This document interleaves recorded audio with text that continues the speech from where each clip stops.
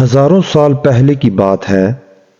نمرود نام کے ایک بادشاہ کی حکومت تھی۔ اس نے خدا ہونے کا جھوٹا دعویٰ کر رکھا تھا اور جو اسے خدا نہ مانتا اس پر ظلم و ستم کرتا اور قتل بھی کروا دیتا تھا۔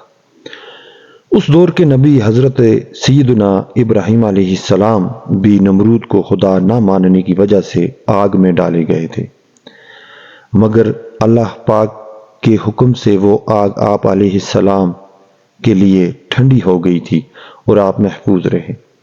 قحط سالی آپ علیہ السلام کو آگ میں ڈالے جانے کے کچھ دن بعد سخت قحط پڑا اور کھانے پینے کا سامان ختم ہو گیا۔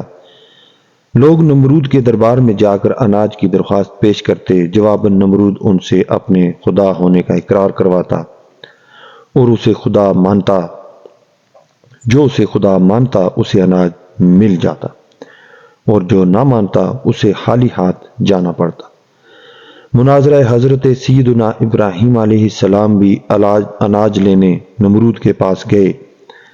نمرود نے پوچھا، تمہارا رب کون ہے؟ فرمایا، میرا رب وہ ہے جو زندہ کرتا ہے اور موت دیتا ہے۔ یہ سن کر نمرود بولا، یہ قدرت تو میرے پاس بھی ہے۔ یہ کہہ کر اس نے 2 قیدی بلوائے، ایک کو چھوڑ دیا اور ایک کو قتل کروا دیا۔ آپ علیہ السلام نے نمرود کی کم عقلی دیکھ کر فرمایا، میرا رب مشرق سے سورج کو نکالتا ہے۔ اگر تو خدا ہے تو مغرب سے سورج نکال کر دکھا۔ یہ سن کر نمرود حیران ہو گیا اور کوئی جواب نہ دے سکا۔ کچھ دیر بعد اپنی شرمندگی مٹانے کے لیے بولا، میرے پاس اناج نہیں ہے، جاؤ اپنے رب سے جا کر اناج مانگو۔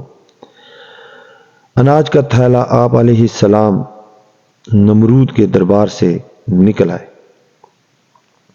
اور گھر کی طرف چل پڑے۔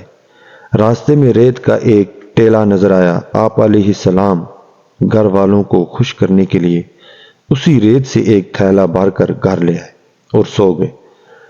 اللہ کی شان دیکھیے کہ آپ کی بیوی حضرت سیدنا سارہ رضی اللہ تعالی عنہما نے تھیلا کھولا تو وہ آٹے سے بھرا ہوا نکلا۔ انہوں نے فوراً روٹیاں بنائی اور آپ کو جگایا۔ روٹیاں دے کر آپ علیہ السلام بولے، یہ کہاں سے آئیں؟ انہوں نے کہا، یہ اسی آٹے سے بنائی ہیں جو آپ تھیلے میں بھر کر لائے تھے۔ آپ علیہ السلام سمجھ گئے کہ اللہ پاک کی طرف سے ریت آٹے میں تبدیل ہوگی، چنانچہ آپ نے اللہ پاک کا شکر ادا کیا۔ فرشتہ اور نمرود ادھر۔ اللہ پاک نے انسانی شکل میں ایک فرشتہ نمرود کے پاس بھیجا۔ فرشتے نے اس سے کہا، تیرا خدا کہتا ہے تو مجھ پر ایمان لے آ، میں تیری بادشاہت برقرار رکھوں گا۔ نمرود بولا، کون خدا؟ خدا تو صرف میں ہوں۔ فرشتے نے دوسری بار اور پھر تیسری بار بھی اپنی بات دہرائی، مگر ہر بار نمرود نے انکار ہی کیا۔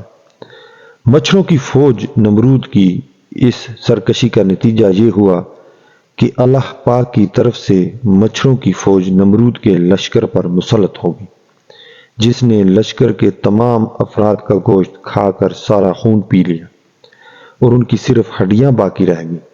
مچھر اتنے زیادہ تھے کہ سورج کی روشنی دکھائی نہیں دیتی تھی۔ نمرود یہ ہولناک منظر دیکھتا تھا مگر کچھ کر نہیں سکتا تھا۔ نمرود کی پٹائی۔ اس کے بعد اللہ کا کرنا یہ ہوا کہ ایک مچھر نمرود کی ناک کے راستے دماغ میں گھس گیا اور مغز کھانا شروع کر دیا۔ درد کی شدت سے نمرود پاگل ہونے لگا اور اس نے اپنی تکلیف ختم کرنے کے لیے سر پر ڈنڈے لگوانا شروع کر دیے۔ خدا کی قدرت کہ جب سر پر ڈنڈا پڑتا مچھر کاٹنا چھوڑ دیتا اور جب ڈنڈا نہ پڑتا تو کاٹنا شروع کر دیتا۔ کیفیت یہ ہو چکی تھی کہ جو شخص نمرود کے سر پر زوردار چپت لگاتا تھا وہ اس کا ہمدرد کہلاتا۔ یوں ڈنڈے پڑتے پڑتے اور چپت لگتے لگتے 400 سال گزر گئے اور نمرود بالآخر ذلیل و رسوا ہو کر مر گیا۔ پیارے دوستو، ہمارا اور ساری کائنات کا رب اللہ پاک ہے جو ہمیں رزق دیتا ہے، وہی زندگی اور موت عطا فرماتا ہے۔ سورج اور چاند کا نکلنا، دن رات کا آنا جانا، سب اللہ پاک کی مرضی اور اس کے حکم سے ہے۔